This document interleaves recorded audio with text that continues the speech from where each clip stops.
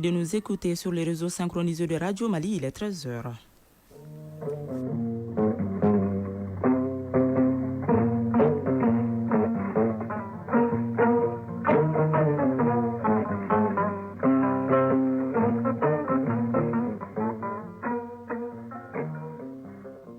Le journal. Barakissa Ouattara. Rapport 2024 des activités des services centraux du ministère de la Justice et des Droits de l'Homme. Le document a été officiellement présenté et remis au premier responsable du département. Les populations adhèrent peu à peu à l'initiative du Fonds de soutien pour la souveraineté. C'était à la suite d'une large vulgarisation du contenu du texte entreprise un peu partout dans le pays.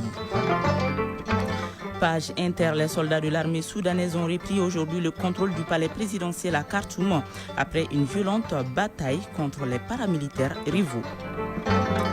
L'actualité sportive reste dominée par la victoire du Mali face aux Comores, 3-0. C'était au compte de la 5e journée des éliminatoires de la Coupe du Mali 2026.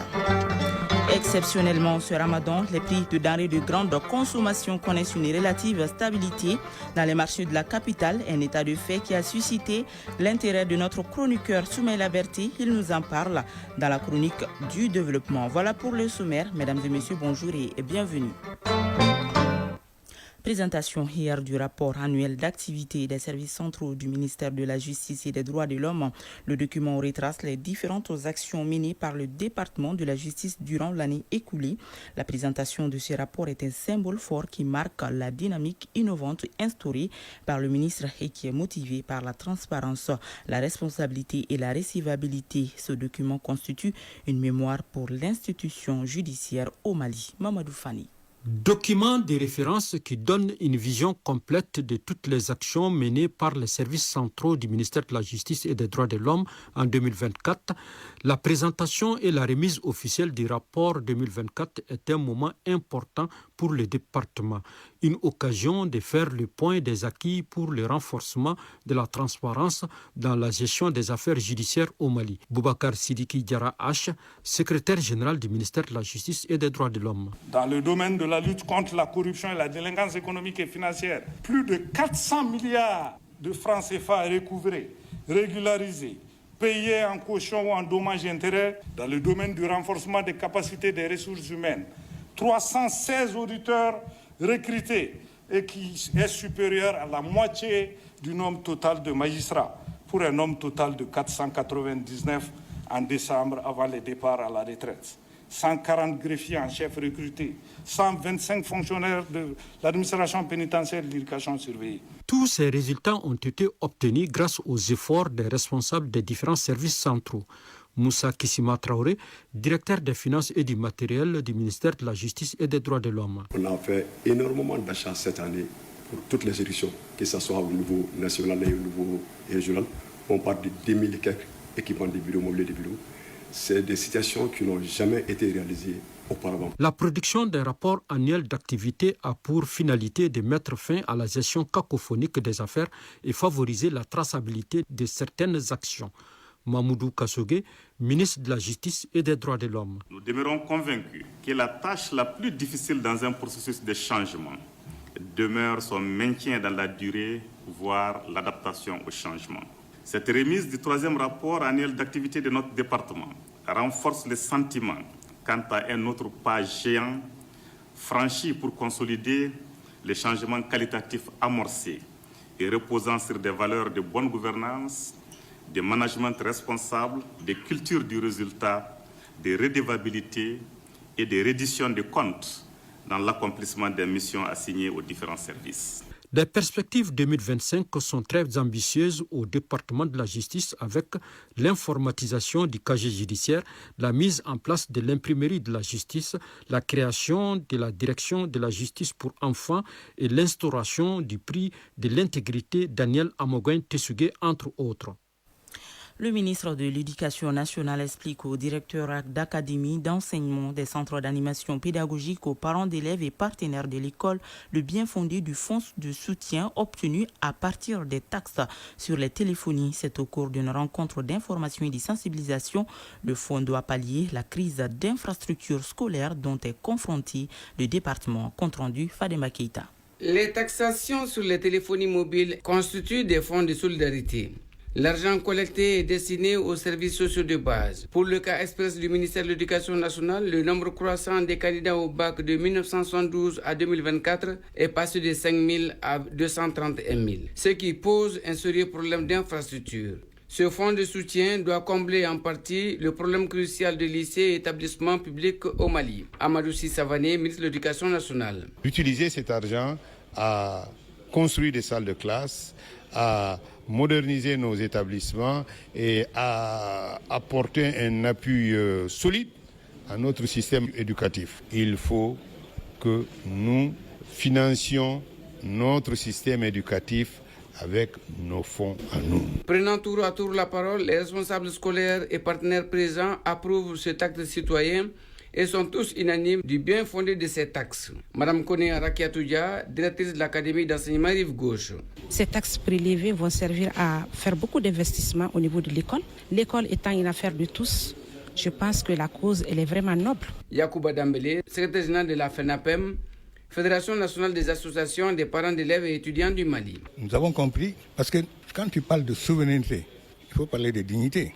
Dans ce cas, il faudrait qu'on arrive à créer des mécanismes pour pouvoir nous supporter nous-mêmes. Amadou Savané, ministre de l'Éducation nationale. J'ai été heureux de constater qu'on a tous parlé dans le même sens, pour ne pas dire ramé dans le même sens, de la pertinence des taxes. Ils se sont engagés à être le porte-parole de ce qui s'est dit ici. Le ministre de l'Éducation nationale donne l'assurance. Ce fonds de soutien est destiné aux services sociaux de base.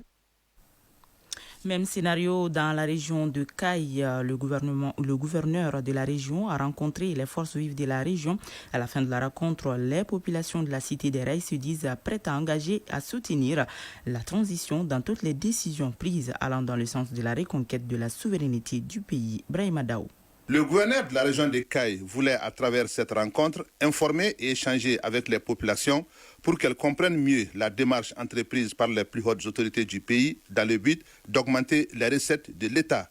Selon les chefs de l'exécutif régional, ces nouvelles taxes constitueront un fonds de soutien qui sera destiné à réaliser les infrastructures socio-économiques de base. Général de brigade Moussa Soumaré, gouverneur de la région de Caille. Le fonds de soutien est destiné à apporter une contribution financière dans le cadre de la réalisation d'infrastructures socio-économiques de base afin de soutenir les actions de développement initiées par le gouvernement dans divers secteurs, notamment dans le secteur énergétique. Le paiement de ces fonds de soutien patriotique aujourd'hui consiste à anticiper sur certaines charges et éviter le pire de demain.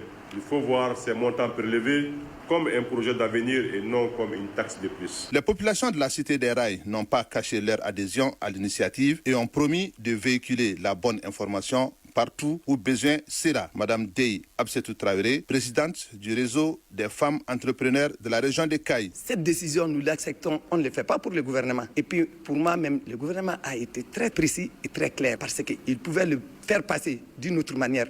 Mais ils l'ont fait en demandant l'avis de la population, en leur soumettant leur projet. Et puis, ce n'est pas leur projet, c'est notre projet. Bandjougou Diawara, président du conseil régional de Caille. Il était nécessaire de pouvoir expliquer au moins la destination de ces fonds qui vont être récoltés, qui vont certainement servir au développement du pays, notamment la construction des infrastructures socio-économiques de base pour rendre à notre pays notre fierté. Caille, Brahima Daou, Lassana Keita pour l'ORTM.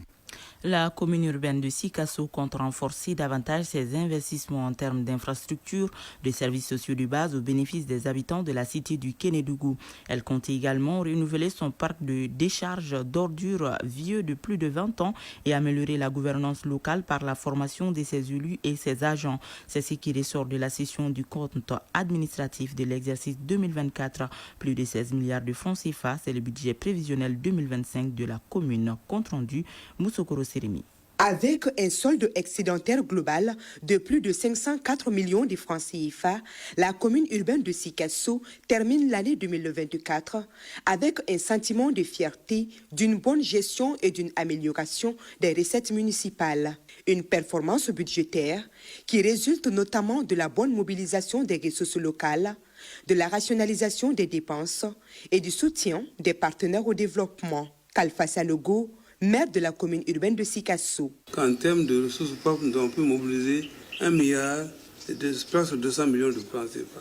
Ça nous a permis de couvrir toutes les dépenses pratiquement que nous devions faire en faveur de la collectivité. Construction de salles de classe, infrastructures pour améliorer les conditions de vie de la population.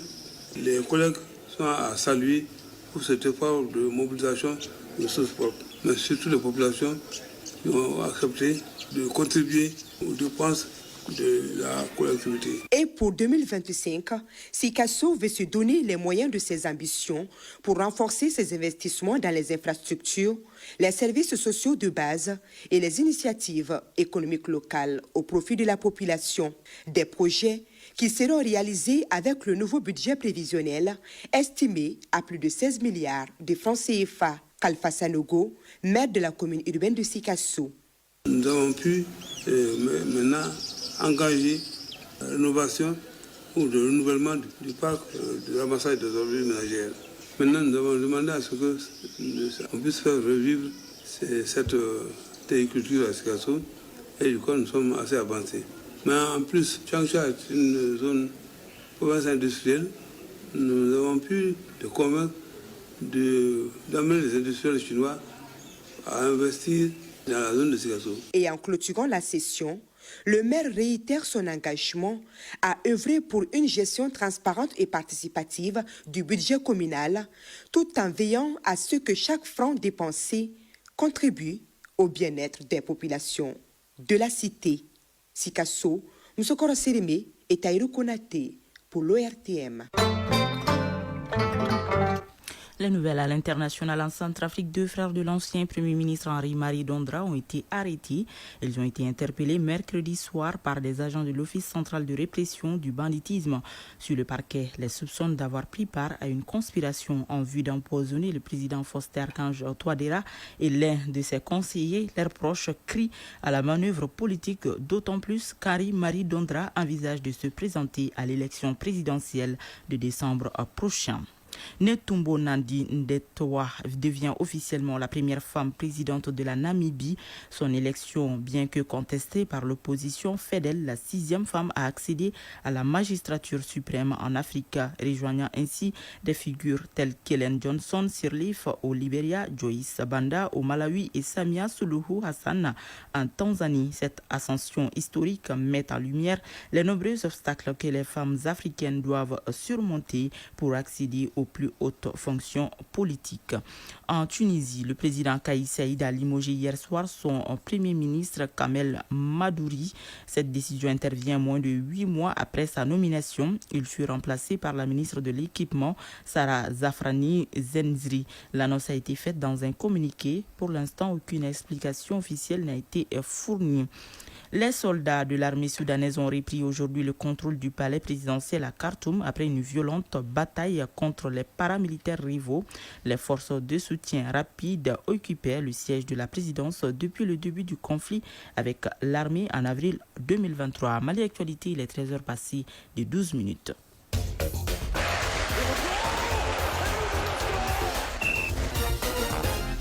Sport, basketball, la 8e journée du championnat national de première division commence cet après-midi au Palais des Sports Salamatou Maïga. 4 rencontres seront au programme. Football sur le plan national. L'actualité sera dominée par les 16e de finale de la Coupe du Mali. Les matchs se joueront demain et dimanche et un peu partout sur l'étendue du territoire national. Éliminatoire Coupe du Monde 2026. Le Mali remporte la victoire face aux Comores, battu 3-0 et se relance dans la compétition.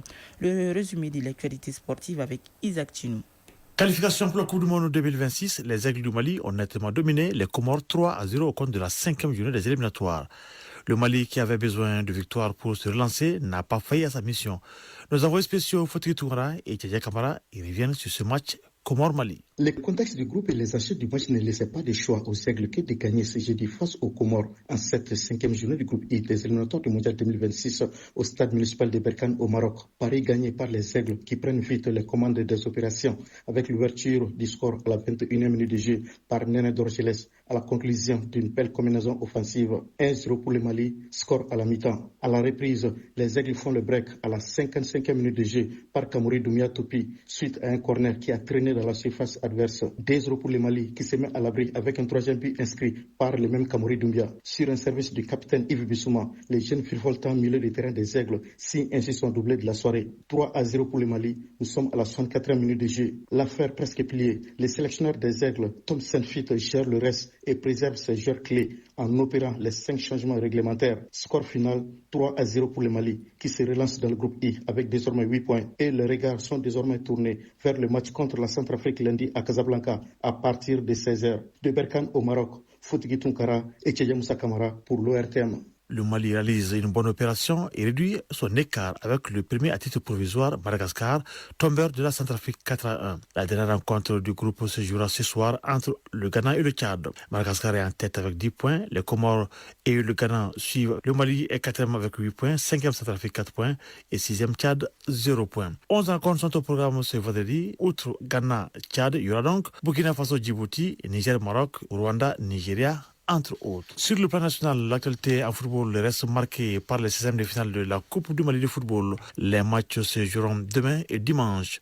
Demain, le programme prévoit Binga FC Avenir de Kita, Attaque Club de Kidal, US Bougouni au stade Mamadou Konaté, Malikroa AS Lumako au stade Salou Keita de Kati, ASK AS Bagaridian au stade Ablaye Mokro Sissoko, AS Alençon Avenir AC à Koutiala, Biton Djoliba au stade Amarirao, AS Medine Samadou Bako au stade Matraoré, ATS de Koro, Espérance de Gao au stade Barema Bokoum. Eh bien, les 8 rencontres restantes se joueront le lendemain dimanche. Enfin, basketball, la 8e journée du championnat national de première division commence cet après-midi chez les hommes. Faso Kano sera face à l'AS Police. Cette rencontre sera suivie de 2 rencontres de dames. La commune 5 affrontera l'AS Police et CRBT aura affaire à Calavan Sport. Le match au CRBT CMK chez les hommes clôturera les rencontres de ce vendredi. Les autres rencontres se joueront demain avec les oppositions Real Salman de Bako, Attaque Club Isfas en homme, Real Salman de Bako et Djoliba Isfas en dame. Toutes les rencontres se joueront au Palais des Sports Salamatou Maïga.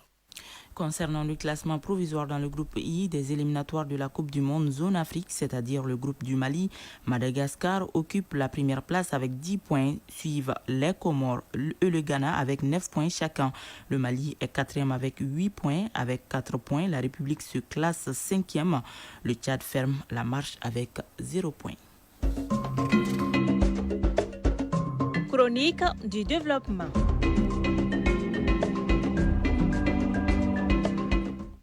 La chronique du développement du jour s'intéresse à la problématique des prix de denrées de première nécessité en cette période de Ramadan.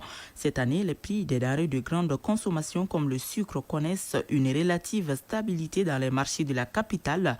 Cette situation favorable a certes des raisons, d'autant plus que le Ramadan est généralement la période pendant laquelle les prix de ces produits prennent l'ascenseur dans notre pays. Pour en parler, Soumaïla Berti et Marc Dambélé sont allés à la rencontre d'un économiste. Suivant les reportage. Contrairement aux années précédentes, les prix des produits de grande consommation pendant le Ramadan, le sucre, le lait, la farine ou encore l'huile n'ont pas connu de hausse exceptionnelle cette année. Ils sont restés relativement stables sur les différents marchés de la capitale et même en baisse à certains endroits juste avant le Ramadan. Écoutez les explications de l'économiste Dr Madou Sissi. Cette stabilité est due à la stabilité internationale, c'est-à-dire que avec la chute du prix du pétrole et avec la mise en place dans le sens normal des différentes chaînes de logistique d'approvisionnement et la baisse du coût de l'énergie un peu à travers le monde, tous ces éléments ont contribué en réalité à une maîtrise des coûts de production. Donc qui parle de maîtrise des coûts de production parle de maîtrise de l'inflation à travers les coûts. Le Mali ayant une économie extravertie, c'est-à-dire une économie quasiment orientée vers l'importation, et donc si les importations sont stables en termes de coûts, il va de soi qu'à l'interne, les prix des biens et services se stabilisent. Les sources de l'inflation sont nombreuses. Pour ce qui concerne particulièrement notre pays, le Mali, les spécialistes désignent 4 raisons susceptibles de provoquer ce phénomène. La première, c'est vraiment l'inflation qui est due à une hausse des coûts, c'est-à-dire les coûts de production, et dont le plus important est souvent le salaire. C'est pour cela qu'on parle dans ce type d'inflation, l'inflation induite par la boucle salaire-prix, très très compliquée. Et heureusement, en ces périodes de grande consommation, on n'a pas assisté à cela au plan national et au plan international. Il y a aussi l'inflation par la demande, c'est-à-dire que la demande devient plus importante que l'offre, donc du coup ça va se répercuter en termes d'augmentation de prix. Heureusement aussi, en cette période, on n'a pas assisté à cela parce que les mesures prises par les autorités actuelles ont pu faire en sorte que l'offre a pu répondre de manière correcte à la demande. C'est ce qui a fait que cette forme aussi d'inflation due à la demande n'a pas vu le jour. La troisième source d'inflation, elle est d'origine monétaire. C'est que si, par exemple, l'autorité chargée de la gestion monétaire, à savoir la Banque centrale, décide d'augmenter la quantité de monnaie qui est en circulation et jusqu'à ce que cette quantité de monnaie crée un décalage assez important par rapport à la quantité des biens et services, donc inéluctablement, la hausse de la quantité de monnaie va se répercuter dans les prix. La quatrième et dernière source d'inflation, qui est généralement la plus courante dans les pays comme le nôtre et actuellement qui a le vent en poupe à travers même le monde, ça c'est l'inflation tirée par la marge. Et ce type d'inflation porte le nom de la boucle marge-prix. Ça veut dire que les producteurs, au lieu de perdre des marges, feront toujours tout leur possible pour conserver leur marge. Autre fait non moins important qui a contribué à cette dynamique cette année, ce sont les mesures prises dans les pays membres de l'UEMOA qui ont eu pour conséquence une baisse progressive du taux de l'inflation dans notre zone monétaire. Dr Madou Cissé, économiste. Avec une inflation qui a été mesurée en fin octobre 2024 par la BCEAO à hauteur de 3,4% pour la zone UEMOA, on voit de manière globale que les prix sont dans une dynamique de désinflation, ça veut dire qu'une baisse progressive du taux de l'inflation, même si en prenant un peu la loupe, on voit que pour certains pays comme le Mali, il y a une légère accélération, mais globalement, les prix sont bien contrôlés, pour ne pas dire que les prix sont stables au niveau de l'UEMOA et au Mali. En définitive, la relative stabilité des prix des denrées de première nécessité observée en cette période est consécutive au contexte économique favorable à l'international. À cela s'ajoutent les mesures prises à l'interne afin d'assurer le contrôle des prix de ces produits. À 13h passées des 21 minutes, prend fin cette édition. C'était une présentation de Barakissa Ouattara. Elle a été réalisée par Awa Traoré sous la coordination de Brahma Traoré. La mise en onde est assurée par Bintou Traoré, à la mise en ligne Badi Touré. Merci à vous de l'avoir suivi. Prochain rendez-vous avec les infos, c'est à 20h30 avec Soumaïla Berté. D'ici là, juste après ce journal, vous pourrez suivre les avis et communiquer avec Fatim Dambélé. Bonne suite de programme.